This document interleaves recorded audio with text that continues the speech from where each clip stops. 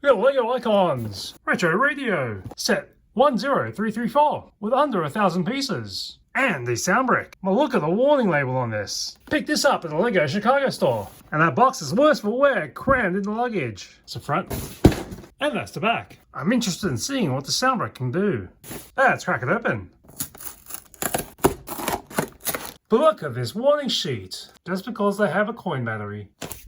This hefty instruction book. 8 bags. And this loose plate. Yeah, let's put it together. Right off the bat, if you wanted to make this for someone, you could have it prepared in the box as a gift. Fits right inside there. The handle looks a bit flimsy, but you can shake it about a bit. Fine enough. It can hold up its own. Probably don't want to test it all the way. Did have an issue with trying to get the knobs and the buttons to work, because in the back, when you pop it open, I didn't get the sound brick to connect first time.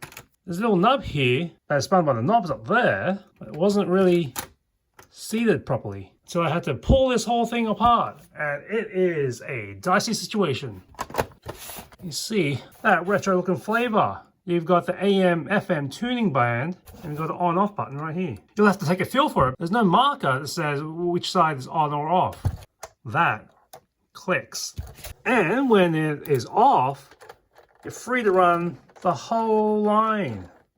But when it's on, the tuning knob starts to find resistance. Right now, I'm locked in this area. So if I continue on, there's the attempt. It's gonna be close. Go! I found the station. And it doesn't really get me a chance to move any further than that, because it's kind of locked in. So I have to turn it off, move down a little bit, turn it back on, then search for the next channel, which I think is around the 98 FM or the 82 AM area. Tomorrow's weather, another beautiful sunny day. And to listen to the far end, back off, move down a bit, back on, and hit to resistance. Okay, caller, guess that sound. A blue whale burping. If you keep tweaking it, you should be able to get the everything is awesome sound. It's good for the astronaut and good for your family. Ham salad. Oh, ham radio, ham salad. Though if you're in this end, you can bounce back between these two frequencies to get that feel of searching through the radio. This AM FM switch doesn't really click, but it works enough to be able to say, okay, I'm on the FM or AM band. Don't forget the lopsided rabbit ear that pops off of that.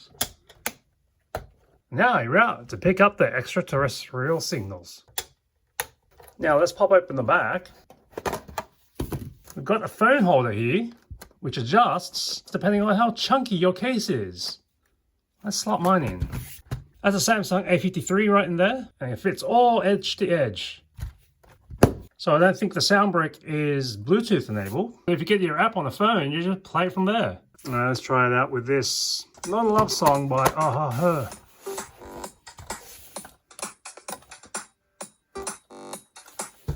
Because how am I gonna switch it off now? Alright, well, there's that option if you want to run it through. Of course, if you are going to do that, you may want to leave your phone plugged up. So you'll take out the sound brick. And what? I don't think you're going to punch a hole in the wall there. There's a hole ready for you to thread your cable through. Knock your phone out, plug it up, thread it back in. That's going to kink it a bit. Maybe if you leave it hanging out just a bit, that's a little too much of a bend. Let's try and pop a hole in the radio. I'll put a brick right there to stop that nerve from sliding down any further. I think that's a workable gap. Let's try it out. Just enough to feed. Drop this in. And if you're okay with that gaping hole, there's the radio for you with your own plugged up phone. So this brick is no good for this spot because the cord needs to sit right in the middle. Luckily, I happen to have these two bricks from another set. So it should be good to drop a brick here and on the upper to reduce that gap, but still allow enough of a feed through for the cable. so we can plug it in without kinking it too much. Now that's a good sit. Yeah, I can find another brick right here. Pop that right up, and that's an even smaller gap that you have to deal with. And still, that's flush. So yeah, rearrange the bricks up and down as you need so you won't break the neck of that cable. Hang on, just for fun. I have these two pieces left over in the bag, so I should be able to put them together and really close up that hole. Well, now that's really flush. So now the cord is very much part of the radio. Let's see what's inside the sound brick. 3 wash batteries that should be easy enough to replace when they lose all their juice. If you can find one, you can probably swap out this brick internals for a Bluetooth radio. So we've got the speaker box and the trigger button. And if you're not a fan of stickers, this has none, because that's a printed brick. The AM/FM label is printed. The frequency band is printed. The on/off is printed. Size-wise, you're looking at 22 centimeters or just under 9 inches long by 17.5 or 7 inches tall. And you're gonna need a back of 7.5 centimeters or 3 inches deep. See you next time on Why.